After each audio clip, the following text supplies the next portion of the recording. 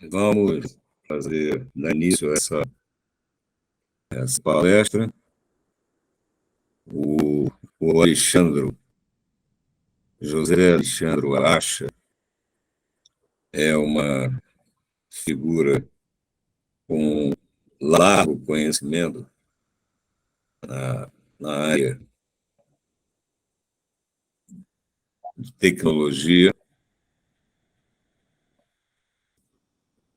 Brasileiro, é bacharel em ciência de computação, especialização em banco de dados em 92. Atualmente, mais um passo adiante que ele vem dando ao longo do tempo na implementação de mais conhecimento próprio. No momento, está cursando também no MIT um curso de inteligência artificial. É responsável pela formação profissional em TI de várias empresas, Farmitalia, Carlo Elba, Aloha System Informática, ministra aulas e criou e coordenou o primeiro curso técnico de informática do Estado do Rio de Janeiro, mantém atividades vinculadas a grupos, empresas, sempre dando orientação ou coordenando atividades. Na área internacional, ele participa de projetos na empresa Getboarded, em Portugal, é consultor da Bincoda, organização sem fins lucrativos para grupos subrepresentados na Índia, e gerente de projetos da Virtuox Technology Florida. Palestrante para o IA como ferramenta de apoio para diversas áreas, é associado à Saber Telecom e é o apoio formal à diretoria nessa área de tecnologia. Eu fiz aqui um resumo muito resumido do currículo vitae do nosso amigo Alexandro. E, Alexandro, você fica à vontade. Boa tarde a todo mundo. Obrigado aí pelas palavras, Luiz. Agradeço o convite, para essa palestra, Luiz. Agradeço o apoio do Júlio. Agradeço a presença de todos. E agradeço também a quem, porventura, por assistir essa palestra offline, de forma gravada. Então, a primeira coisa que eu gostaria de falar é o objetivo dessa palestra, ou melhor, os objetivos dessa palestra. Não é somente um. O primeiro objetivo dessa palestra é trazer à luz o que é inteligência artificial. Isso é um assunto que a gente vê em vários meios, de mídia social, que as pessoas às vezes falam sobre isso sem saber exatamente o que é.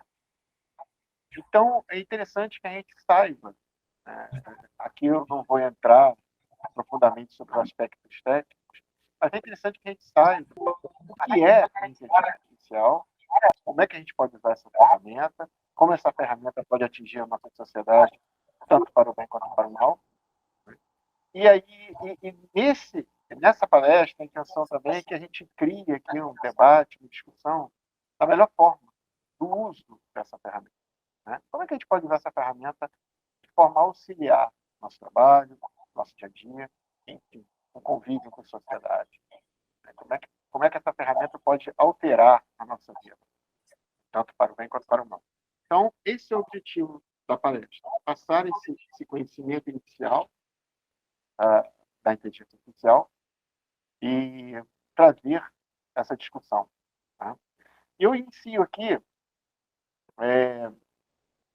tentando fazer uma reflexão sobre tanto a inteligência artificial quanto a evolução da humanidade, para que a gente possa contextualizar a inteligência artificial e a evolução da tecnologia até o dia de hoje. Então, eu começo aqui com as principais evoluções da humanidade. Né? Então, nós temos a descoberta da fala. Eu não coloquei todas aqui, eu coloquei as que eu achei mais relevantes. Né? Então, nós temos a descoberta da fala, que foi estimada há milhares de anos atrás. Não tem uma data muito precisa. Né? E também a descoberta do fogo há aproximadamente 1,1 milhão de anos atrás. Então, essas duas descobertas, a gente não tem nem assim a precisão de data. Né? Nós estamos falando de milhões de anos. Né? Nós temos a invenção da roda, aí sim a precisão já fica um pouquinho melhor, 3.500 a.C., a invenção da roda. A invenção da escrita, 3.200 a.C. A descoberta da teoria da relatividade, né, por Einstein, 1905 e 1915. Então, aí, notem que a gente já tem uma precisão de data realmente, de anos. Né? Nós temos a descoberta da penicilina, 1928, invenção do computador, 1940, né, a 1950. Foi entre essas duas datas que houve a invenção do computador. A descoberta de estrutura do DNA, 1953, descoberta do circuito integrado, 1958. Então, por que eu falei isso tudo, essas datas? É um convite para a gente pensar no seguinte: cada vez mais nós temos uma diferença de data menor entre as descobertas. Né? Eu vou pegar um exemplozinho aqui. A descoberta da penicilina, 1928. Invenção do computador, 1940. Então, aqui se passaram pouco mais de 10 anos, né? 12 anos, 20 anos, né? Porque a descoberta do computador não é preciso. Mas nós temos, por exemplo, descoberta da estrutura do DNA, 1953, descoberta do circuito integrado, 1958. 5 anos. Né? Então, nós temos, assim, uma percepção que essas datas estão cada vez mais próximas.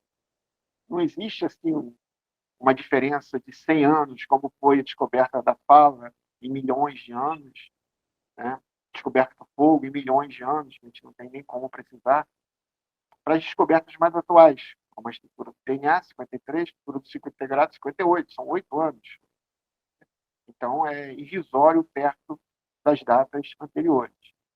Eu vou continuar aqui agora na história da inteligência artificial. Agora eu vou ser bem restrito à inteligência artificial. Então, como é que começou essa história de inteligência artificial? Como isso começou? Isso começou junto com a computação. Desde que a computação começou, já existia a ideia de colocar o computador pensando, entre aspas, da mesma forma que nós, né, seres humanos. Então, como o computador começou em 40, 50, obviamente, a inteligência artificial começou também entre 40 e 50. Tá? Então, quem começou exatamente pesquisando sobre isso foi Turing, Alan Turing. Né? Tem até um filme com ele, esqueci qual é o nome do filme, o Enigma de alguma coisa, né? Em que ele quebrou o código de uma máquina chamada Enigma, utilizada pelos alemães, né? Para se comunicar. Então, muitas pessoas falam que o Turing é que ganhou a guerra depois dessa descoberta, dessa quebra. Ele conseguiu, não sei se por coincidência ou não, a guerra começou a tomar outros rumos. Tá? Então, isso tudo começou com o Turing, que era britânico, né? E um grupo de pessoas que começou a pensar como fazer o computador funcionar de uma forma como nós, seres humanos, pensamos. Na década de 60 e 70, tá? Nós tivemos aí o que chamam de chatbot, né, que hoje em dia é utilizado como, por exemplo, o ChatGPT, que é para você dialogar com uma máquina, no caso, um computador, chamado Elisa. Tá? Então, essa ferramenta Elisa, né, ela proporcionou ali uma divisão de águas na época na década de 60 e 70, na área de inteligência artificial. Tá? Então, depois da Elisa, as descobertas, né, e as pesquisas foram direcionadas neste formato, né, que o ChatGPT usa, que o Bard usa, que a gente vai ver mais para frente. Mas foi em 60 e 70 que Alan Newell, estou olhando aqui a cola, Alan Newell criou o Elisa. Tá? Então, a partir daí, a gente começou a ver a IA de uma outra forma. E na década de 80 e 90, que aconteceu com a inteligência artificial? Ela teve uma estagnada, ela teve uma parada. Por que ela teve uma parada? Porque os equipamentos da época, os computadores da época, não estavam acompanhando o desenvolvimento da IA. Então, não adiantava os pesquisadores começarem a criar algumas soluções, algumas ferramentas de IA, sendo que não haveria máquina para rodar aquilo. Então, houve ali entre 80 e 90, não digo uma parada, mas uma diminuída, né? Foi bem diminuída essas pesquisas, porque não tinha como efetivamente colocar isso em funcionamento, né? Mas a partir dessa data também, começou a se pesquisar sobre machine learning, ou aprendizado de máquina. A gente vai ver mais para frente como é que funciona o machine learning, que é a base da IA, né? Depois a gente vai ver também uma definição interessante para a IA. Na década de 2000, né, que a gente está até hoje, né, 2010 até 2023, que é a nossa data atual, houve um avanço muito grande nessa parte de hardware. Então, a partir daí, aqueles projetos que estavam engavetados ou em fase de pesquisa na área de IA, eles foram colocados em prática, ou alguns deles foram colocados em prática, e houve aí um salto muito grande nessa área, porque agora nós temos máquinas que podem comportar a inteligência artificial de uma forma como os humanos pensam, como foi tratado lá naquela solução Elisa, né, que eu falei anteriormente. Então, a partir daí, nós temos um salto, né? E então foi criado um computador em que o Kasparov, que era um enxadrista, ele foi desafiado a fazer um jogo de xadrez contra esse computador. E o que acontece é que esse computador ganhou do Kasparov. Ou seja, uma máquina conseguiu ganhar do ser humano. A gente tinha antes máquinas que eram superiores aos seres humanos em serviço de esforço. Por exemplo, um trator. Um trator, ele vai conseguir fazer tarefas que os seres humanos não conseguiriam, a priori. Agora, tarefas que envolvem raciocínio, né, esse tipo de tarefa que envolve pensamento, as máquinas ainda não tinham como sobrepor os seres humanos. Então, a partir dessa data, a máquina sobrepôs os seres humanos. Então, o que acontece é que, a partir dessa derrota do Kasparov, houve, então, uma corrida das empresas para poderem criar suas soluções tecnológicas baseadas em inteligência artificial que pudessem auxiliar os seres humanos em tarefas cotidianas que envolviam o pensar e que seriam, vamos dizer assim, enfadonhas ou chatas para nós. Mas o que eles não conseguiam entender é que, com isso, também haveria um mau uso da inteligência artificial, que a gente vai ver um pouquinho mais para frente. Tá?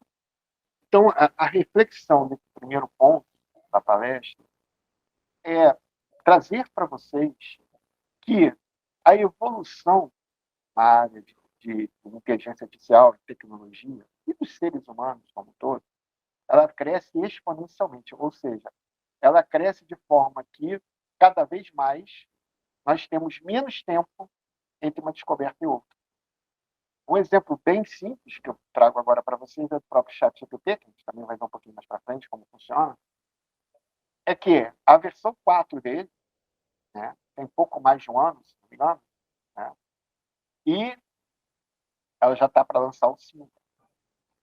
Ano que vem, parece que a OpenAI, que é a detentora dos direitos do ChatGPT, ela já vai lançar o 5.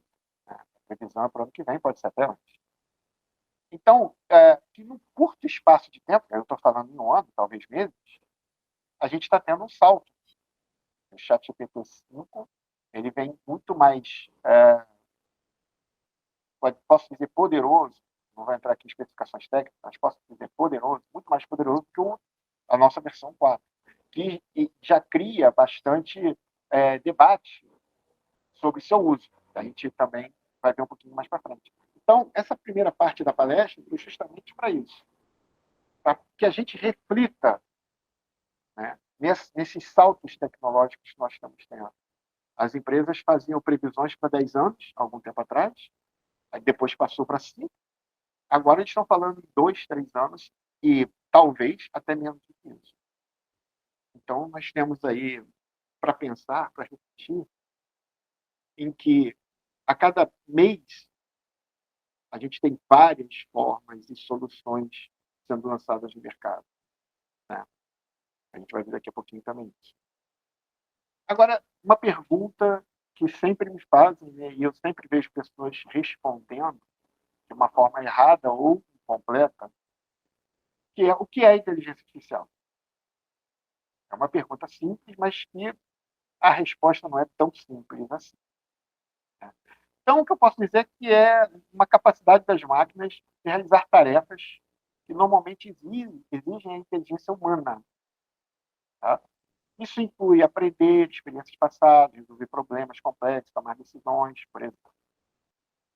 Mas a inteligência artificial, ela é composta de várias ferramentas. Não existe, por exemplo, o chat GPT vai resolver todos os problemas. Não. Depois a gente vai ver que o chat GPT tem vários problemas, entre eles que ele se restringe a 2021 o nível de informações. Então, a partir de 2021, a gente não tem informações precisas utilizando o chat GPT. Tá? Ele vai buscar essas informações ou no banco de dados da internet, ou baseado no machine learning dele, que a gente vai ver o que é o machine learning dele. Então, essas respostas dadas a partir de 2021 podem não ser precisas. Tá? Então, segundo a OpenAI, e no ano que vem, no mais tardar, ele vai ser lançado a versão 5, e aí sim, mais atualizado, com banco de dados até, creio eu, 2023. Né? Então, a inteligência artificial não tem assim uma ferramenta que resolva os problemas ou todos os problemas. Tá? A inteligência artificial é um conjunto de ferramentas. Dependendo do que você tiver como problema, você vai ter que adotar uma linha de solução de ferramentas na inteligência artificial. Luiz, levantou a mão?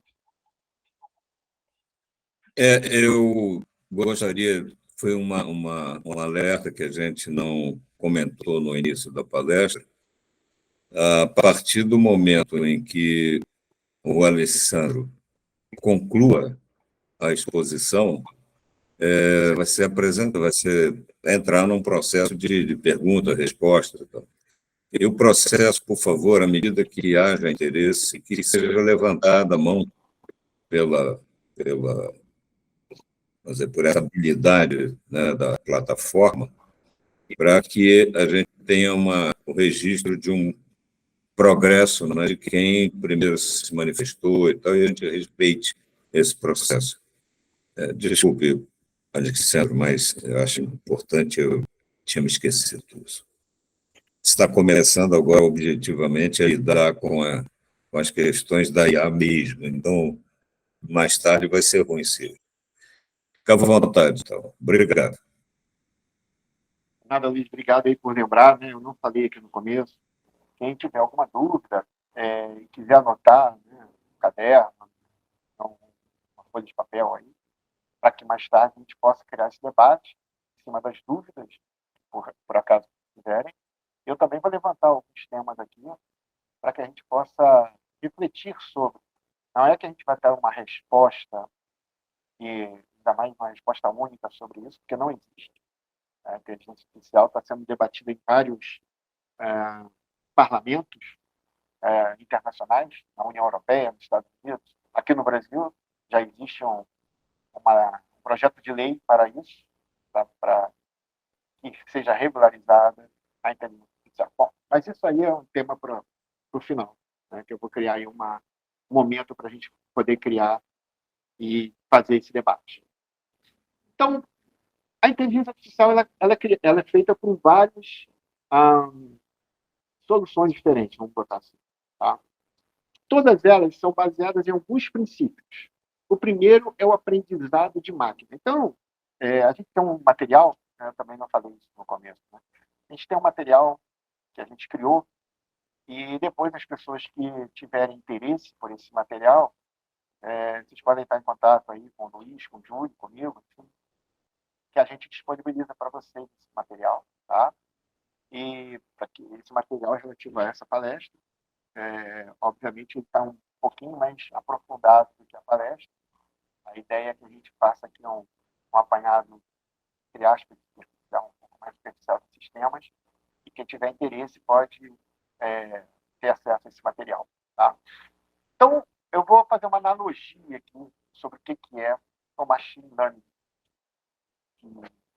Eu vi outro dia um vídeo muito interessante que essa pessoa abordou e fez essa analogia sobre o machine learning, aprendizado de máquina. Tá? Então, como o próprio nome diz, a máquina está aprendendo. Tá? Então, a máquina, como qualquer ser humano, né, nós nascemos sem saber nada. Nosso banco de dados neural está vazio quando a gente nasce. Nós não sabemos falar, não sabemos andar, não sabemos identificar criaturas, né, como cachorro, como gato, como porco. Então, nós não sabemos nada, assim como o computador, quando é ligado, não tem nada no seu banco de dados. Ou algum equipamento que seja iniciado, ele não vai ter seu banco de dados zerado. Então, primeiro ponto para computador e ser humano é que tenhamos dados nos nossos bancos de dados. Sem os dados, a gente não tem como fazer nenhuma analogia, fazer nenhuma comparação ou nenhum aprendizado. Tá? Então, o aprendizado de máquina, machine learning, parte desse princípio, que você tem a máquina ali vazia, sem dados nenhum. Como é que ela faz esse aprendizado de máquina? Vamos imaginar que nós temos que reconhecer entre um cachorro e um gato. Esse é o primeiro. Como é que nós vamos passar para uma criança que nunca viu um cachorro, que nunca viu um gato, qual a diferença do cachorro para o gato? Por fotos. Então você diz, o gato tem pelo, o cachorro também tem. O gato tem bigode, o cachorro também tem. O gato tem 4 patas, o cachorro também tem. O gato tem rabo, o cachorro também tem. O gato tem orelha, o cachorro também tem. Então vocês vão ver que é complicado você explicar a diferença de um gato e um cachorro com palavras. Então, vamos usar as fotos. Então, essa é a forma mais utilizada em machine learning quando você quer identificar padrões. Tá? Então, você coloca 100 fotos de gato dentro de um banco de dados, coloca 100 fotos de um cachorro em outro banco de dados, e você vai dizendo para o computador, isto é um gato, isto é um cachorro, isto é um gato. Como você faz com um ser humano? Você pega uma criança que não sabe o que é um gato e um cachorro, e você vai dizendo, isto é um gato, isto é um cachorro, isto é um gato, isto é um cachorro. Até o momento em que essa criança ou essa máquina vai conseguir, com algum percentual de assertividade, identificar o que é um gato e o que é um cachorro. Notem que eu falei que existe um percentual de assertividade. Não existe 100%, até mesmo com uma criança. Vai chegar um ponto que ela pode ter dúvida do que é um gato e o que é um cachorro. Tá? Para que não exista dúvida nenhuma, esse ser humano ele tem que atingir aí uma idade suficientemente capaz para ele conseguir disseminar o que é um gato e um cachorro. E mesmo assim pode existir alguma espécie, tanto de gato quanto de cachorro, que possa criar alguma confusão. Ok, visto isso, vamos para uma outra pergunta. Quando aparece um porco, né, o que acontece? Isso acontece às vezes hoje, né, em que as crianças são criadas em apartamentos, né, não têm acesso aos animais como muitas pessoas tinham antigamente, né, que viviam em fazendas, em sítios, ou tinham acesso a animais vivos. Então, tem criança que nunca viu um pato, nunca viu uma galinha, um galo, uma vaca, enfim, um porco. Então, quando você pega uma criança como essa e leva para uma fazenda, óbvio que ela consegue até identificar alguns animais, porque ela na escola viu a figura de algum deles, ou em algum filme. Tá? Então, ela já tem um conhecimento prévio do que seriam esses bichos, né? Através de outras formas de analogia que não vistas pessoalmente. Mas se você pega um animal, né, um porco, por exemplo, o porco é um animal, né, que não é sempre que está num livro de história, ou num livro escolar, ou num filme. E você mostra para uma criança, ela não vai saber o que é. Ela vai pegar o animal mais próximo, dentro do banco de dados dela, Ele vai falar, olha, esse animal é um, sei lá, tucano, por exemplo. Ela pegou aquela imagem mais próxima e identificou aquilo ali. Mas não é a verdade. Acontece a mesma coisa com aprendizado de máquina, que é uma das partes da inteligência artificial. Então, com isso, a gente tem, por essa analogia, a gente tem o pressuposto que a inteligência artificial não é assertiva 100% das vezes, até mesmo porque eu estou falando em máquinas. Nós, seres humanos, não somos assertivos 100%. Então, a máquina que foi criada por nós também não será nesse ponto de vista. Né? Quando eu falo em somar 1 mais 1, a máquina dificilmente vai dar um número diferente do 2. Mas quando você exponencializa isso e coloca 5.000 casas decimais, talvez a coisa não fique tão próxima da ser assertiva. Mas, a ideia aqui é passar que a inteligência artificial é um conjunto de soluções, esse é o primeiro ponto. E uma dessas soluções que faz parte da inteligência artificial é machine learning, ou aprendizado de máquina. Como que esse aprendizado de máquina é feito? Por analogia. Você treina o seu computador, o seu algoritmo, melhor dizendo, o seu algoritmo. Então, você cria um algoritmo de identificação. E você treina esse algoritmo com exemplos. Como eu falei anteriormente, como você faz com a criança. Você vai dizendo para o algoritmo, seu cachorro, seu um gato, seu cachorro, seu um gato, seu cachorro, seu um gato. Tá? Então, essa é uma das formas da gente fazer com que o computador entenda, ou perceba, ou diferencie, ou aprenda, como é o nome, né? Machine learning, aprendizado de máquina, alguma coisa, por tentativa e erro. Tá? Então, eu vou dizendo para o computador, eu faço com que o computador saiba, meu algoritmo saiba, diferenciar certas coisas de outras coisas. Tá? Eu estou falando aqui, gente, uma linguagem bem superficial para que a gente não comece a adentrar aqui em nível algoritmo. Essa não é a ideia desse primeiro momento. A gente pode elaborar aqui uma outra palestra um pouco mais aprofundada sobre isso. Então, nós temos o aprendizado de máquina e agora eu vou falar para vocês o que é dados de treinamento. Tá? Vou começar a falar com vocês sobre dados de treinamento para poder fazer uma ligação com o aprendizado de máquina. Né? Então, agora vamos pensar um pouco mais. Né? Nós estávamos pensando sobre gato e cachorro. Agora vamos pensar sobre vários animais diferentes. Então, existe aí um grande banco de dados. Se a gente guardar todos esses animais que nós conhecemos hoje em dia, a gente vai ter que criar um grande banco de dados. Tá? Então, esse grande banco de dados, ele vai ter que sofrer esse aprendizado baseado numa percepção humana de dizer o que é certo e o que é errado. Notem que a gente está falando de coisas bem simples, como um gato e um cachorro, mas agora eu estou querendo diversificar bem isso, porque às vezes o que é certo para mim pode não ser certo para outra pessoa. É só um ponto de reflexão. Tá? A gente hoje, agora, aqui, a gente está falando de uma coisa que é automatizada. Então, não existe muito essa discussão que é certo para mim, que é certo para você, neste momento. A gente vai ver daqui a pouquinho que isso vai entrar aqui numa linha de debate bem forte. Tá? Então, esses dados de treinamento, o que é um gato para mim, obviamente, vai ser um gato para todos. Né? O que é um cachorro vai ser um cachorro para todos, o que é um porco vai ser um porco para todos. Enfim. Nesse primeiro momento da inteligência artificial, ela vai ser treinada para reconhecer um padrão. Reconhecido esse padrão, ela vai dizer qual é a solução, ou quais são as soluções para esse padrão. Tá? Então, nós temos aí uma forma de resposta dita assertiva. Tá? Por exemplo, você bota a foto de um gato e de um cachorro e a inteligência artificial te responde, isto é um gato. Essa é uma forma de resposta da inteligência artificial. Outro seria a 99% de chance disso ser um gato. Tá? É igual o exame de DNA. Né? O exame de DNA é assim, você nunca tem 100% de chance daquilo ali estar certo. Existe sempre um percentual que pode haver um erro naquele exame de DNA. Então, a gente já está começando a ver que existem duas formas de uma solução de inteligência artificial responder para a gente. Tá? Uma de uma forma assertiva, olha, isso é um gato. E outra de uma forma probabilística. Olha, isso tem 99% de chance de ser um gato.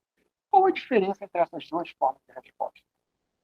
A primeira forma assertiva, por mais que exista 99% de chance daquilo ser um gato, existe a margem de erro daquilo não ser um gato.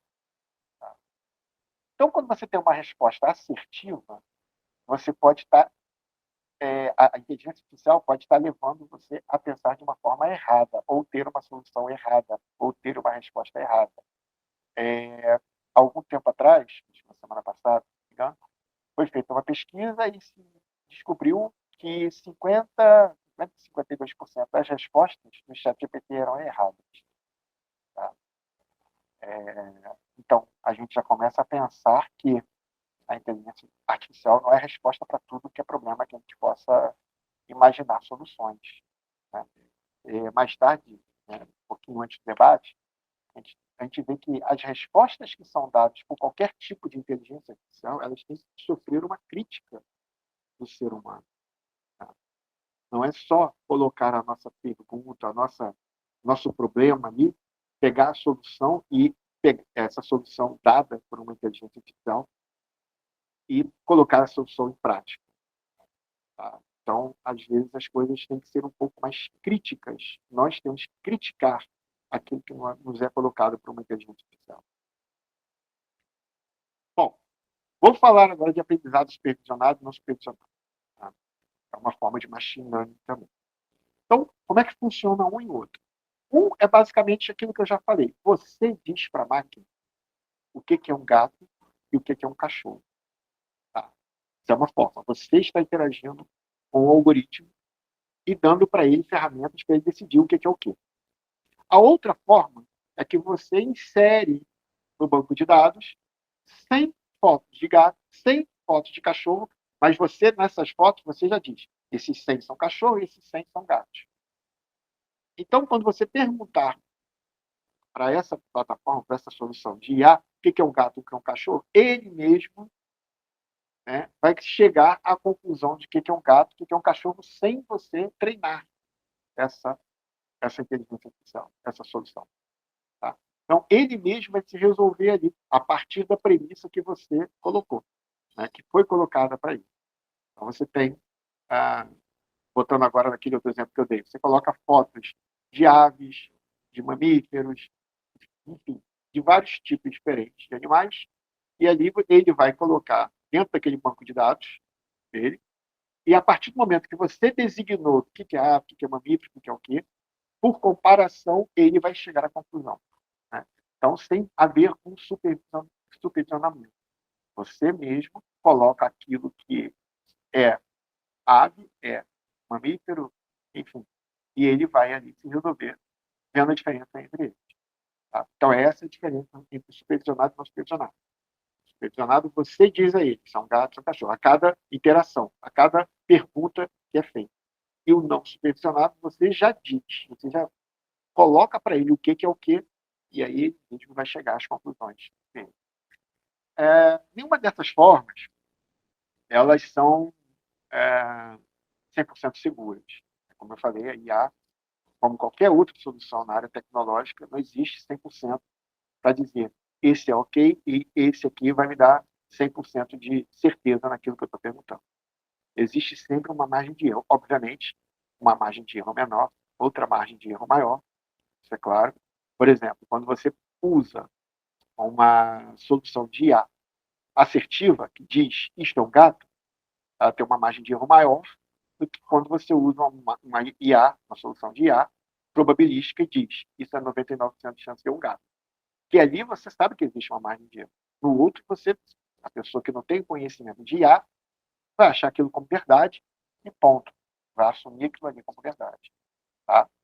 Então, é bom que a gente tenha consciência de que tudo que é de resposta vindo de uma IA ou qualquer outra tecnologia, aquilo ali tem que ser criticado. Tem que haver ali um pensar sobre se aquilo ali realmente é verdade. Tá? Não assumam essas respostas como verdadeiras. Okay? Bom, aqui eu vou fazer um breve analogia aqui e também falar para vocês quais são as aplicações que a gente pode ter na inteligência artificial. Tá? Então, aqui eu anotei, ó, assistentes virtuais, a Siri da Apple, Google Assistant, recomendações personalizadas, tá? Com plataforma de streaming, e-commerce, redes sociais. Então, vejam vocês que essas recomendações personalizadas, o que elas são? Né? Assistente virtual, eu acho que todo mundo aqui já viu o que é uma Siri da Apple, né? O Echo Dot, né? As pessoas também já ouviram falar. A Alexa, por exemplo, é uma Echo Dot. Enfim, todo mundo aí já deve ter interagido de alguma forma com essas tecnologias. Caso não, eu posso explicar depois, caso haja alguma dúvida. Tá? Agora, essas recomendações personalizadas, eu queria que a gente tivesse um pouquinho mais de atenção. Tá? Então, por exemplo, vamos lá, eu vou dar um exemplo aqui para vocês de uma coisa que já aconteceu na Câmara de Dirigentes Lojistas aqui de Niterói, que eu também faço parte, e que me foi passado esse problema. Tá? Então, uma empresa que fazia roupas, tá? Fabrica roupas ou vende roupas, enfim. Essas são roupas femininas, né? Então, ela sempre mandava o catálogo dessas roupas de acordo com a idade das crianças. Então, de 20 a 30, de 30 a 40, de 40 a 50, de 50 a 60, 60 em diante. Coisas assim, por exemplo. Então, o que acontece? Essa loja, essa revenda de roupas, ela começou a ver que estava havendo muita reclamação referente a mulheres com mais de 60 anos que estavam recebendo esses catálogos. Estavam reclamando das roupas que estavam sendo oferecidas a elas. Então, houve ali uma pesquisa um pouco mais aprofundada para saber o porquê dessas reclamações. E foi descoberto que essas mulheres, 60 anos, algumas delas, uma porcentagem delas, eu vou chutar aqui, tá? A exemplo para a gente poder pensar. 20% delas não se adequavam ao estilo de roupa de uma mulher de 60 anos ou mais. Elas gostavam de roupas de mulheres mais novas, 30, 20, não se viam vestidas com roupas de mulheres com mais de 60 anos. Então, o que significa esse ponto, recomendações personalizadas? Significa exatamente isso. Não é porque uma pessoa, uma mulher, nesse caso, tem 60 anos, que ela vai se identificar com roupas de mulheres dessa idade. Cada vez mais a gente vive num mundo em que nós gostamos de ser reconhecidos pelos nomes, não por um CPF. Quando você vai, por exemplo, hoje em dia a um médico, e você é chamado pelo seu nome, tem um peso. Quando você é chamado pelo cliente 345, é outro peso. Tá? Então, nós estamos entrando numa era em que nós, assim, eu sempre coloco de um jeito que a gente está voltando um pouquinho no tempo em que a gente ia ao alfaiate e que o alfaiate fazia a nossa roupa sob medida. A roupa que serve para mim, obviamente, feita com alfaiate, não vai ficar bem no Luiz Rocha, não vai ficar bem no Júlio, e por aí adiante. Tá?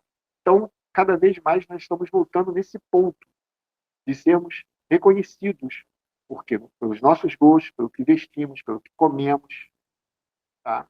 Então, nesse ponto, a inteligência artificial veio para ajudar e muito. Existem várias soluções, várias plataformas comerciais, tá? Que ajudam essas empresas a reconhecer e personalizar seus clientes. Tá? Por isso que eu falei aqui, e-commerce, redes sociais, serviços de conteúdo. Né? Então, cada vez mais, por exemplo, numa rede social, eu tenho que saber mais sobre quem está na minha rede social. Né? Então, a gente tinha antes o tal do público-alvo. Quem é o público-alvo? Você não pode dizer que 30%, 60% do seu público-alvo é X. Não. Talvez dentro daqueles 60% você tenha ali gradientes de diferentes formas de pessoas e que você não pode juntar no mesmo pacote de pessoas como antes a gente fazia. Tá? Eu usando o exemplo dessa mulher, né, de 60 anos, que não se identificava com as roupas. Então, ela não pode ser incluída no pacote de mulher de 60 anos. Tá? Um outro caso, eu também comento muito, que aconteceu alguns anos atrás, é que uma mulher que usava o Facebook, essa mulher, ela fazia pesquisas, ela estava grávida, fazia pesquisas sobre enxoval, sobre roupa de neném recém-nascido, né, nessa situação. E, infelizmente, essa mulher perdeu essa criança, perdeu o filho, ficou muito mal mentalmente. E quando ela usava o Facebook passava para ela recomendações de roupas de criança, roupas de recém-nascido, berço. O que acontecia? O mental, né, dessa pessoa, dessa mulher, ficou pior, cada vez pior. Ela não podia usar o Facebook dela, ela sempre era recomendada nesse sentido. Finalizando, ela entrou judicialmente contra o Facebook e ganhou, há muitos anos atrás. Então, o que acontece? Quanto mais nós conhecermos o cliente, menos erros a gente vai ter nesse sentido. Tanto no sentido de agradar ao cliente, como no sentido de não desagradar o cliente. Tá? Então, a IA pode minimizar esses problemas. Lógico que não vai resolver 100%, tá? Mas minimiza muito esses problemas. Tá? Um outro ponto aqui, diagnóstico médico de saúde. Tá?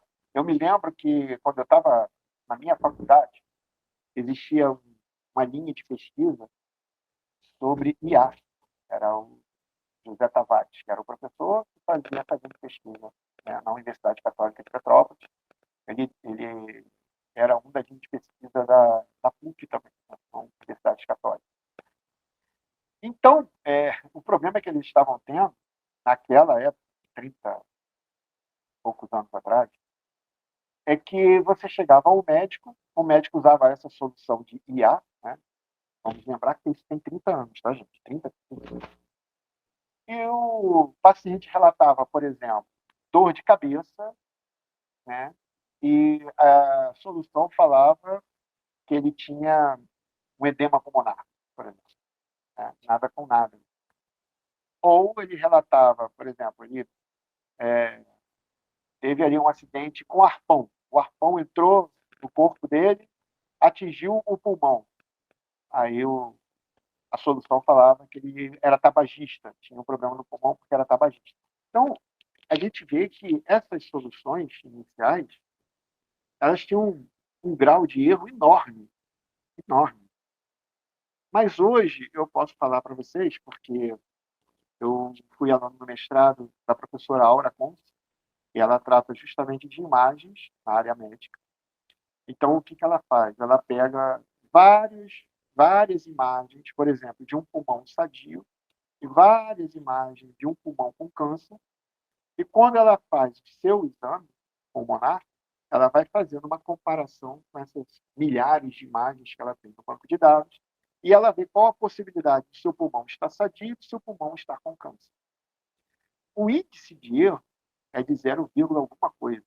Tá? Então, o índice de acerto é 99 ponto alguma coisa. Então, vejam a diferença que é, hoje em dia, entre você fazer um diagnóstico com a tecnologia que nós temos hoje e uma tecnologia que nós tínhamos há 35 anos atrás, mais ou menos. Então, é para que a gente possa perceber que o grau de evolução que houve nessa área médica, principalmente, tá bom? Então, isso ajuda o profissional da saúde a ter um diagnóstico mais preciso, mais assertivo, né? E até mesmo qual tipo de tratamento para aquilo ali. Então, a gente utiliza isso tanto na velocidade, né? Porque é você obter um diagnóstico mais rápido, quanto também no índice de assertividade desse diagnóstico. Tá? Passando para carros autônomos. Tá? Esse é muito interessante. Né? Quando que a gente conseguir imaginar, não vou muito longe, tá? Há 10 anos atrás, o que historicamente é um grão de areia, um deserto, como é que nós pensávamos há 10 anos atrás de pegar um Uber sem motorista? Né? Isso é impensável. Até mesmo em pesquisa, em laboratórios de pesquisa, foi impensável. Então, nós hoje temos esse tipo de carro funcionando. Agora, um caso que aconteceu, né, que foi objeto de estudo. Um desses carros autônomos atropelou um ciclista. Então, o que acontece? Foi ensinado para esse carro autônomo que, em caso de um ciclista, ou seja, uma pessoa em cima de uma bicicleta, ele teria que parar. Ok? Beleza. Só que essa pessoa não estava em cima de uma bicicleta, ela estava carregando uma bicicleta. Ela estava, não sei, por qualquer motivo, ela estava empurrando a bicicleta. Então, o algoritmo entendeu que ele não estava utilizando, ele estava carregando, então por isso ele estava parando. Então, é para a gente entender que para colocarmos todas as possibilidades para o machine learning ou para um aprendizado de máquina, como eu falei, entre o gato e o cachorro. Podem ter espécies de gato e cachorro que possam confundir. A mesma coisa aconteceu com esse carro autônomo. Não foi ensinado para ele que uma pessoa em cima de uma bicicleta é igual a uma pessoa carregando uma bicicleta. Você tem que ter o mesmo tratamento, as duas formas. Tá? Então, a gente vê que ainda está um pouco imaturo essa inteligência artificial. Tá? A gente ainda precisa galgar algumas coisas para que ela seja, pelo menos, mais assertiva em alguns pontos, em alguns casos. Tá? A gente vai falar agora sobre para que é processamento de linguagem natural. Tá? Processamento de linguagem natural é o que a gente utiliza, por exemplo, no ChatGPT. A gente diz para o ChatGPT, né, por exemplo, quanto está a cotação do dólar hoje? Ele vai responder, o dólar hoje está na cotação tal. Tá? Então, isso é uma linguagem natural, isso é uma linguagem que eu poderia falar com qualquer ser humano. Tá? Então, a linguagem natural ela veio para democratizar a inteligência artificial. No ChatGPT 3.5, por exemplo, que eu também utilizei, você tinha que fazer ali uma mini programação, tá? Para você obter uma resposta. No ChatGPT 4, não. Você utiliza a linguagem normal. A gente vai ver daqui a pouquinho que o prompt significa o local onde vou digitar minha mensagem para o ChatGPT. Tá? Esse local dessa mensagem chamado prompt, eu posso digitar a mensagem. A gente vai ver que mensagens simples como essa, da cotação do dólar, da previsão do tempo, a gente tem uma resposta bem assertiva, porque são coisas bem pontuais, bem simples. Mas quando a gente já começa a enveredar para um campo um pouquinho mais específico, esse prompt ele vai ter que ser um pouquinho mais detalhado. Tá? Então, por exemplo, eu sou dono de uma loja de roupas, como foi o caso que eu falei. Quero vender roupas femininas. Então, eu vou criar um prompt assim: como faço para melhorar a minha venda de roupas? Você não disse para o ChatGPT qual é o seu público, qual é o seu tipo de roupa, quem compra a sua roupa, né? Que tipo de roupa você vende, se é esporte, se é social. Então, quando você não começa a detalhar muito, ele vai te dar uma resposta pouco assertiva. Quanto mais você detalhar, mais assertiva vai ser a resposta que ele vai dar. Tá? Então, existem prompts gigantescos que são praticamente programação. A parte boa é que você usa a linguagem que nós utilizamos aqui para conversar um com o outro. Tá? Mas você cria, geralmente, textos enormes para você ter uma assertividade um pouquinho maior para ele. Tanto que, para isso, foi criado a profissão de engenheiro de prompt. E, hoje em dia, essa profissão já está sendo um pouquinho modificada, vamos dizer assim, para analista de prompt. Tá? Porque não é só um engenheiro. Tem que fazer toda uma análise para você criar um prompt para aquela resposta. Tá? Então, não é uma coisa trivial, dependendo da solução que a pessoa queira dar. Tá? Então, gente, jogos e entretenimento também, mesma coisa. Tá? A gente, com a parte de IA para jogos e entretenimento, a gente cria estratégias e soluções baseadas em IA, com jogos que permitem que haja uma interação muito maior entre quem está jogando e o jogo, né? Obviamente.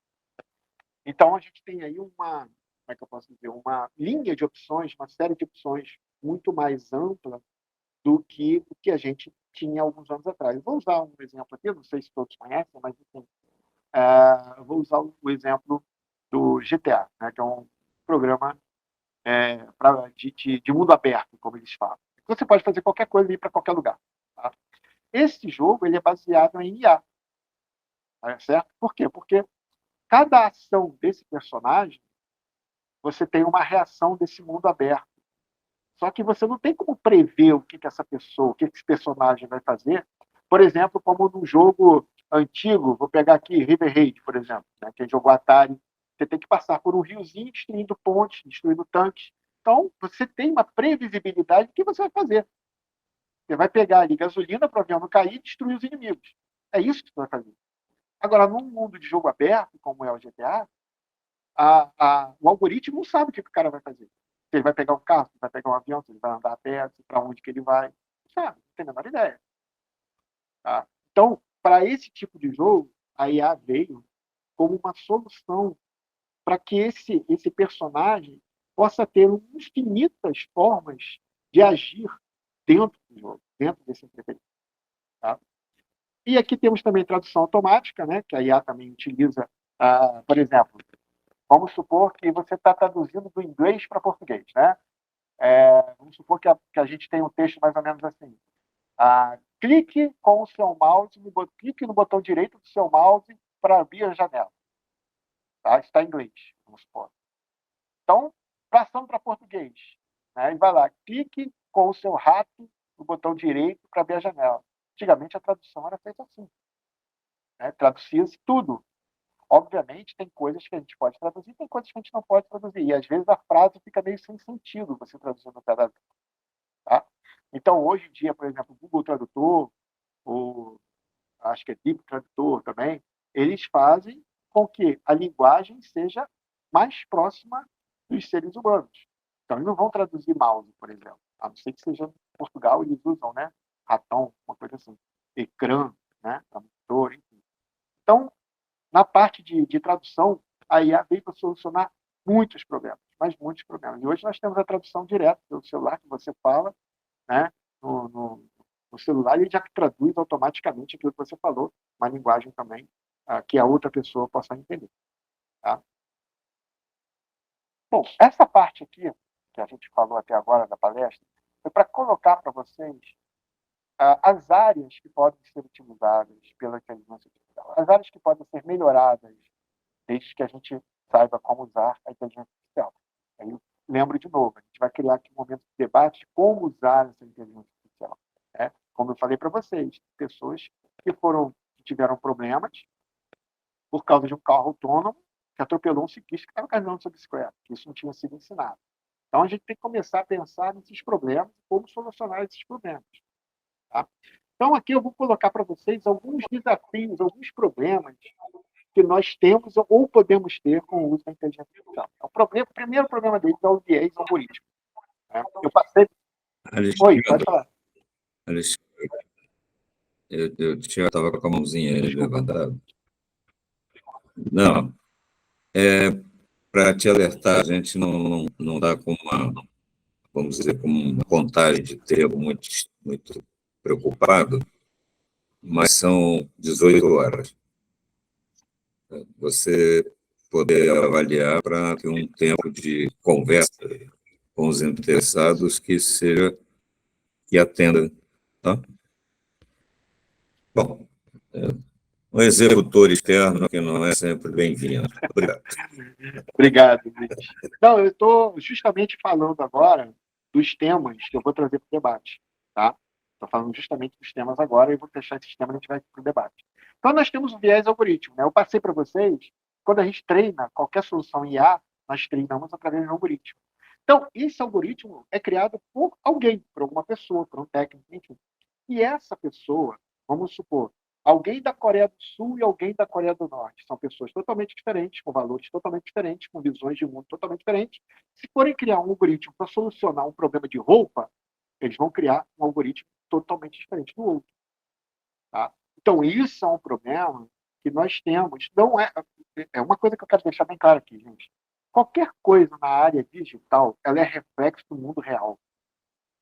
Esse é um problema que não é da inteligência artificial. Esse é um problema de nós, seres humanos, que somos diferentes um do outro, mas que a partir do momento que criamos uma solução que, no primeiro momento, pode ser utilizada por todos, já cria problemas.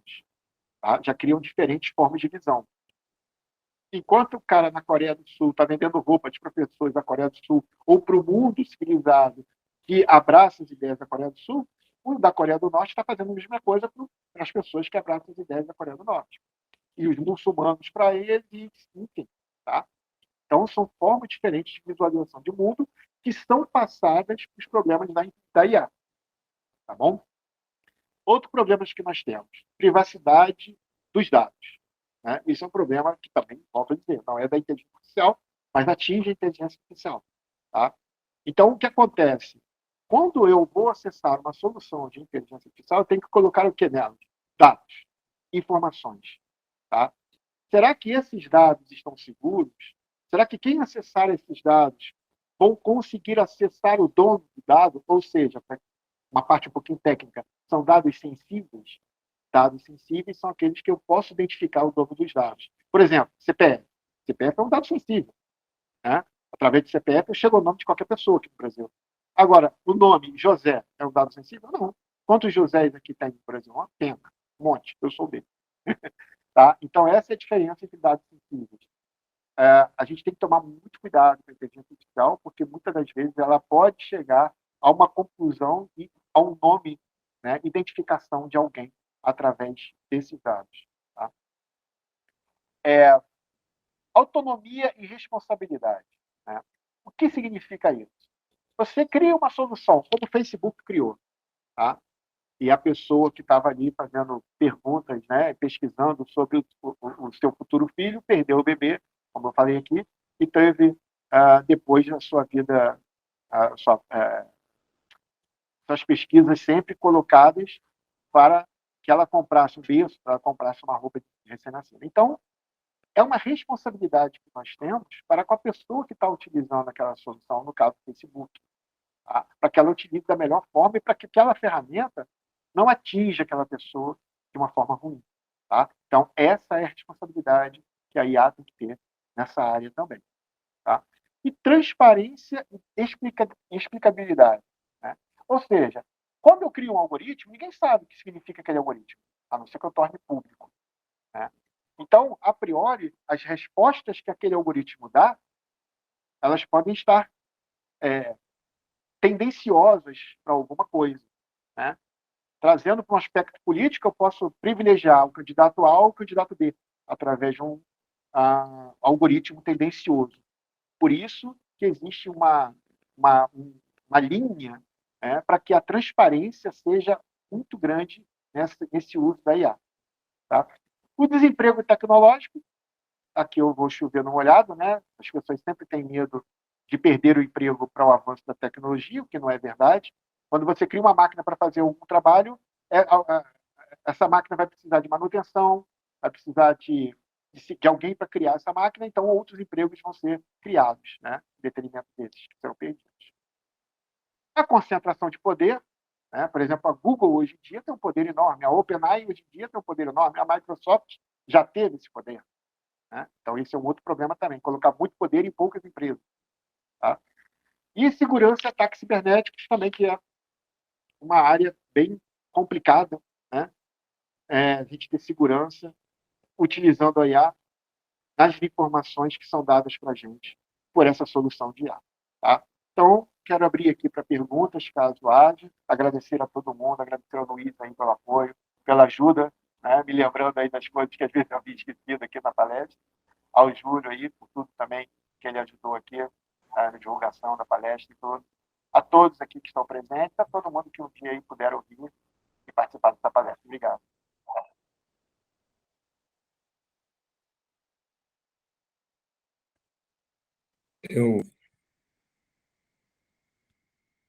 Eu vou me propor a começar uma questão. É o seguinte: você apresentou a tua palestra falando de várias circunstâncias, o miolo da inteligência artificial, as consequências, questões criadas, mas isso tudo pareceu muito fácil. Está muito explicada a inteligência artificial. Onde é que está o problema? Né? Porque a celeuma que tem sido levantada em torno da existência, né, da divulgação do que a gente, pelo menos pela mídia mais usual, vê, né, é um negócio, é uma situação crítica que está se levantando. A maneira de você apresentar nos deixou um pouco mais tranquilos. Onde é que está o problema real, por favor? Luiz, ótima pergunta. Obrigado, tá, pela pergunta. Então, como no mundo, o problema somos nós, tá? O problema é como nós vamos usar essa ferramenta. Eu sempre falo assim, você pode botar um prego na parede com a chave de fenda? Pode. É a melhor forma? Não. Você pode tirar um prego com um alicate? Pode. É a melhor forma? Não. Então, assim, hoje em dia, com esse avanço da inteligência artificial, não sei se vocês estão acompanhando a guerra da Ucrânia, o que acontece é que eles estão colocando um drone, ou vários drones, né, com uma arma ali, uma pistola, o que seja, e, por exemplo, pega a foto do Luiz, e bota ali na memória do drone e fala assim, olha, essa pessoa aqui você vai dar tiros. Aí ele vai na casa de um, não é? Vai na casa do outro, né? Ou então você faz até melhor, você vai coloca ali aonde que o Luiz mora, ou os possíveis lugares que o Luiz possa estar. Então ele vai nesses lugares, né? Vai na casa do Luiz, vai na BTlecom, vai caçando o Luiz. Na hora que ele encontrar o Luiz, ele vai pegar aquele conjunto de fotos, vai verificar que o Luiz é o Luiz e vai atirar no Luiz. Esse é o primeiro ponto de um mau uso. Agora, existe o erro do mau uso. Vamos supor que o Luiz se pareça comigo, né? Eu estou usando óculos aqui e tal, o Luiz parece comigo. E eu estou junto com o Luiz na BTlecom. Estou lá com o Luiz numa reunião na BTlecom. Estou perto da janela. O Luiz está longe. O Luiz foi ao banheiro. O drone vai, né, me filmar, vai pensar que eu sou o Luiz, porque eu sou parecido com o Luiz, e vai me dar um tiro. Então, eu dei 2 exemplos do mau uso, no mau uso consciente, que é para matar alguém. E isso, gente, eu não estou falando só no aspecto militar, tá? Um drone, todo mundo sabe que é muito fácil de comprar em qualquer lugar. Uma arma também não é difícil. E você criar um algoritmo IA para reconhecimento de face, tem no Google um monte. Vocês colocam lá, IA para reconhecimento de face. Tem vários, de graça. Então, para você juntar essas 3 coisas, não vejo dificuldade. Tá? Por isso que eu dei o exemplo da guerra da Ucrânia. O que mais está sendo usado na guerra da Ucrânia são drones. Drones para matar pessoas e drones para fazer bombardeamento em certos lugares. Então, esse é um dos exemplos, mas tem vários exemplos ali de mau uso da IA, em que pode... Eu dei o exemplo do carro autônomo, né, que atropelou um cara carregando uma bicicleta. Eu dei o exemplo do Facebook. Tem N exemplos de mau uso da inteligência artificial. A margem de erro do ChatGPT, por exemplo, também, né, leva a pessoa ao erro. E por aí vai. São inúmeros erros na área de inteligência artificial que podem ser descritos aí. Tá? Se vocês tiverem dúvidas, podem acessar o Google e colocar lá. Erros originados da inteligência artificial. Aí ele vai dar listar alguns. Bom? Alessandro, obrigado. O Beris, Fernando Beris, está querendo fazer uma pergunta agora.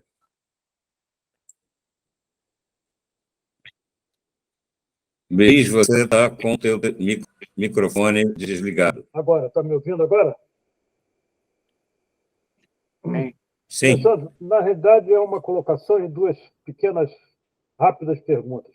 Primeiro, a inteligência artificial, ela às vezes, à primeira vista, ela assusta. Eu fui a um show musical no fim de semana aí, de um conjunto, Roupa Nova, e eu fiquei impressionado que no meio do show ressuscitaram o vocalista que está morto, Paulinho. Ele apareceu a cores e no palco cantando. Aquilo, para um leigo, aquilo ali é impressionante. Eu digo, ressuscitou o vocalista? É um negócio muito impressionante, entendeu? Como outro dia eu vi o John Lennon cantando músicas que ele nunca cantou. Tá? Botaram na boca dele músicas que ele nunca cantou. Agora, eu queria que você, se fosse possível, explorasse rapidamente 2 coisas. Quais são os riscos iminentes que uma IA pode trazer para cada um de nós? A gente sabe que hoje a tecnologia está nos pondo de frente com uma série imensa de golpes na internet. E também a questão não só de riscos, como na nossa segurança, no nosso dia a dia.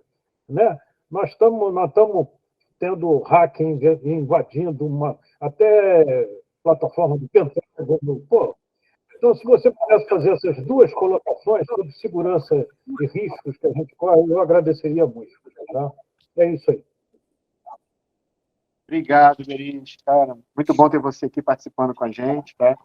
Saudade das conversas que a gente teve naquele almoço. Muito bom, muito bom. Aprendi muito, aprendi muito. Foi uma aula. Bom, vamos lá, vamos dar respostas, tá? Primeiramente, né? Existe uma, eu não me lembro agora qual é o nome, né? Mas existe uma cantora, se não me engano, japonesa ou coreana, sul-coreana, se não me engano, tem uns cabelos azuis, assim. Ela é a maior artista desses últimos tempos, tá? Faz shows que lotam, ficam lotados os lugares, e ela é um holograma. Não existe. A pessoa não existe, esse personagem não existe. É um holograma, tá? Eu realmente, acho que é Miyuki, alguma coisa assim, não me lembro, realmente não me lembro o nome. Mas quem quiser colocar aí na internet vai conseguir achar no Google, tá? Nós tivemos aqui no Brasil, algum tempinho atrás, foi coisa de meses, um mês, eu acho, até, ou menos, a propaganda da Elis Regina na Kombi, né? Com a filha, as duas cantando, né? Uma com a outra. Então, assim, o que acontece? Como eu falei na ferramenta, tem coisas que servem para o bem, tem coisas que servem para entreter a gente, tem coisas que não, né? E criam certas discussões, né? Então, a primeira discussão, será que a Elis Regina estaria de acordo que a sua imagem fosse usada depois que ela morresse?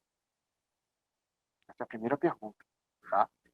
E se isso for para uma análise judicial, quem que poderia decidir sobre isso? Quem teria a última palavra sobre isso? Os herdeiros? Ou um herdeiro? Ou todos? Né? Eu li algum tempo atrás que a Madonna ela já deixou por escrito que não quer que a sua imagem seja usada depois da morte. Por ninguém. Tá? Existe uma pesquisa também, eu não sei em que ponto que está agora, mas estava bem avançada, em que as pessoas, por exemplo, vamos supor, a minha mãe, ela já está com 80 anos, e vamos supor que ela, no dia que ela venha a falecer, eu pegue toda a parte de padronização mental dela e coloque numa Alexa, por exemplo, para eu conversar com a minha mãe. Isso é possível. Tá? Eu não sei que ponto que está nessa pesquisa, mas até um tempo atrás eles estavam bem avançados nessa possibilidade. Então, entra aquela pergunta que eu fiz lá no comecinho para ti, Petit. O que é bom para a gente? O que é ruim para a gente? É isso que a gente tem que começar a discutir enquanto sociedade. Por isso que eu falei para o Luiz, da gente criar esse debate, primeiro conscientizando as pessoas do que é inteligência artificial, e depois colocando em debate o seu uso. Né? Porque não é uma resposta simples do certo e do errado. Foi o que eu falei ali.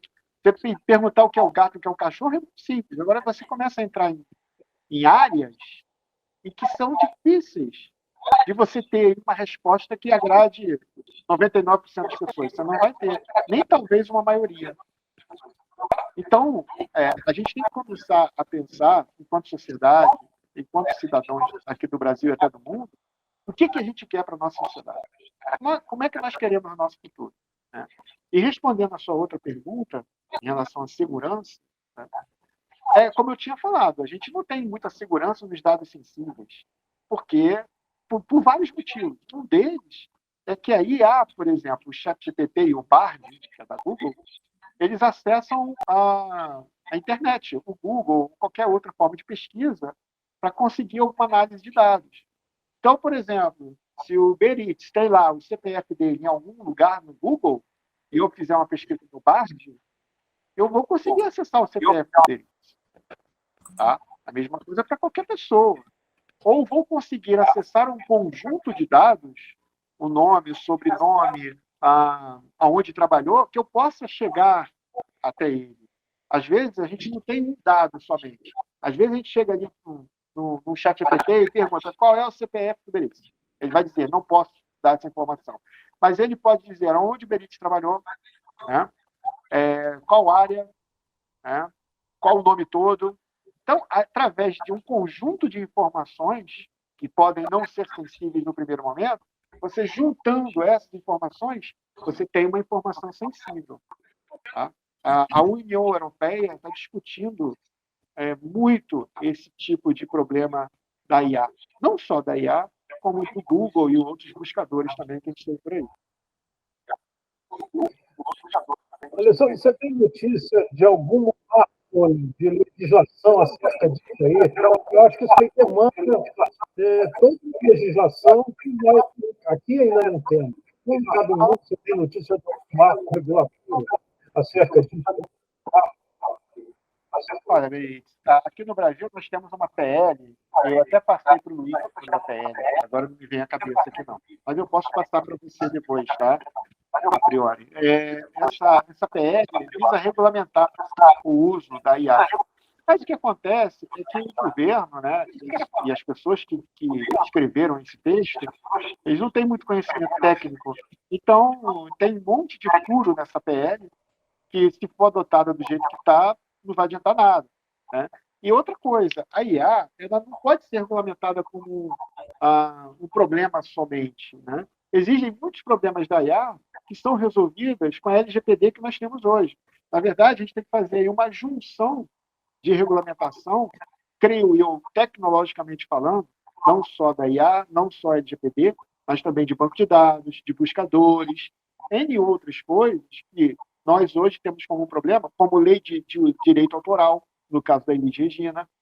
Então, são vários problemas que nós temos que converger para uma solução. Não adianta você criar uma solução para cada uma delas independente. Você tem que criar uma solução que abranja todos esses problemas e que mais tenha um órgão para fiscalizar isso. Não um órgão do governo, tá? Mas um órgão independente, como o CAD, por exemplo, que regulamenta aí a propaganda, né? A gente tem que ter um órgão desse, talvez o próprio CAD com uma outra área ali definida também de atuação, para poder fiscalizar esse tipo de coisa. Tá? Mas a lei, para regulamentar isso, pelo que eu li, são poucas páginas, infelizmente aquilo ali não vai adiantar nada. Na União Europeia tem uma lei um pouco melhor, aliás, muito melhor do que essa, que abrange muito mais temas, mas é aquilo que eu falo, não adianta você pegar uma lei da União Europeia, uma lei americana e trazer para o Brasil. Né? Nós somos diferentes aqui, temos problemas diferentes. O que máximo que você pode fazer é adequar, pegar uma lei que está lá e adequar para cá, talvez. Mas nós temos que ter capacidade para criar uma solução para esse problema, e não pegar de outras pessoas e outras sociedades que são bem diferentes da nossa. Eu queria te agradecer, Alessandro, tá? E dar os meus parabéns pela excelente palestra, tá? E esse é um assunto extremamente vasto, mas meus parabéns pela excelente apresentação, tá? E muito obrigado. Obrigado, Beritz. Vindo de você é mais que um elogio, tá? Agradeço bastante mesmo aí suas palavras. Obrigado mesmo.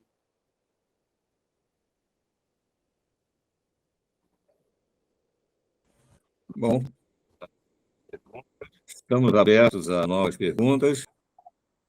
Aproveitando esse intervalo, para os nossos amigos com quem a gente ainda não tem conhecimento e que nos visitaram aqui, eu coloquei ali no chat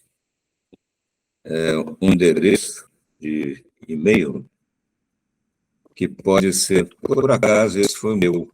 Tem um especial, eu não sei qual é, para a comunicação geral, e aqueles que estiverem interessados em receber o material dessa palestra, por favor, me enviem sua solicitação que a gente encaminha.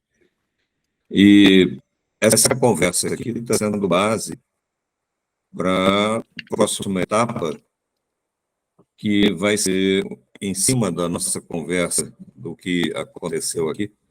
Eu comentei antes de alguns de vocês chegarem que houve um problema com o servidor que nos atende boa parte das coisas de internet, e a divulgação da palestra foi muito, muito prejudicada. Então, dentro de talvez 1, 2 semanas, a gente vai ter um workshop.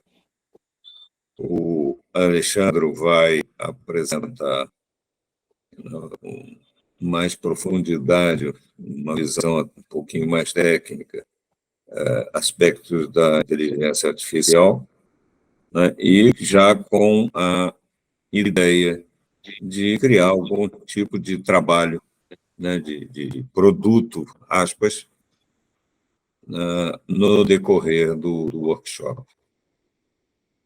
Bom, essa é uma informação. Se alguém ainda tiver uma questão que queira colocar para o Alexandre, esse é o horário, a hora boa. Luiz, Pois não. só para finalizar aqui uma informação, o nome da cantora virtual é Hatsune Miku, e ela já abriu shows da Lady Gaga, só para vocês terem uma ideia do potencial dessa cantora virtual. Não existe.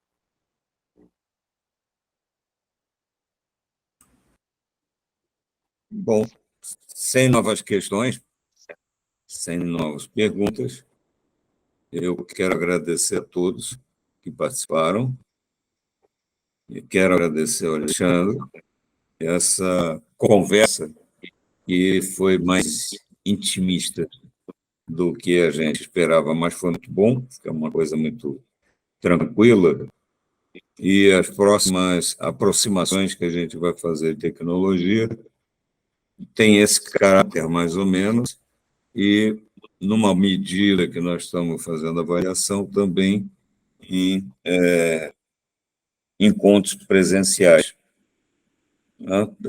Tem em criação um curso específico, muito mais profundo, que terá uma versão presencial com 6, 8 participantes no máximo, para um melhor aproveitamento. Isso como já uma forma mais dentro de divulgação de conhecimento mais consistente também. Alexandre, muito obrigado, meus cumprimentos. Alexandre é um bom parceiro da nossa Associação Brasileira de Telecomunicações, da B-Telecom, que é a associação que eu presido, tenho a satisfação de presidir, que está avançando efetivamente agora na área de tecnologia, tratando de alguma coisa de tecnologia quântica, entrando na área de inteligência artificial. E no momento em que a gente está se despedindo, o Adalberto Oliveira está pedindo para participar. Eu vou permitir, claro.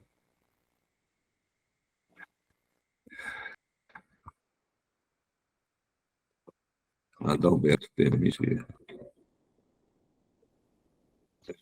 Vocês me dão um segundo que eu vou. Tenho de fazer um mínimo de atenção. Adalberto, boa noite. Eu sou o Luiz Rocha, que está te falando. Você, felizmente, chegou em tempo da gente se despedir. Nós estamos, no momento, concluindo a apresentação, aqui agradecendo o Alexandre, que fez a apresentação, e você, infelizmente, está caindo aqui só agora. Bom, essa palestra ela está sendo gravada e vai ser divulgada no site da B-Telecom. Portanto, o conteúdo dela poderá ser acessado. Então, Adalberto, você tem essa possibilidade de se informar. No chat, eu coloquei a informação do meu e-mail para solicitação do material da palestra e alguma informação adicional. A quem entrar em contato conosco, eu vou, o Alexandre ou o Júlio vão encaminhar para a origem necessária para atender o que for colocado por quem nos acessar. Então, amigos, Alberto, desculpe, nós estamos saindo, vamos encerrar. Beiris, ainda está, o Júlio. Aline, muito obrigado. Os empreendedores criativos foi o nosso... Empreendedores criativos foi o...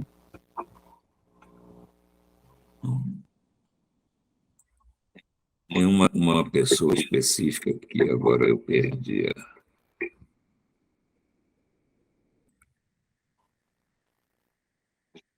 Júlio Azevedo, do CIEV 193, Jacaré, Cabo Frio, Rio de Janeiro. Amigos, muito obrigado. Foi um prazer, Aline. Obrigado pela atenção. Júlio, obrigado. E Adalberto, bem-vindo. No chat há um contato. A Aline está agradecendo, dando um abraço. Boa noite, Aline. Muito obrigado. Então, opa, Adalberto, agora você tem uma face. Bom, a gente pode se ver sempre, em qualquer momento. E, através do e-mail que foi lançado, o primeiro contato, que a gente pode explorar dentro dos interesses daquele que nos acessar. Tá bom? Obrigado, então. Alexandre, podemos desligar. Obrigado, gente. Boa noite aí. Boa noite a todos aí. E que qualquer dúvida que vocês tenham, podem entrar em contato aí pelos e-mails divulgados, ok? Um abraço a todos.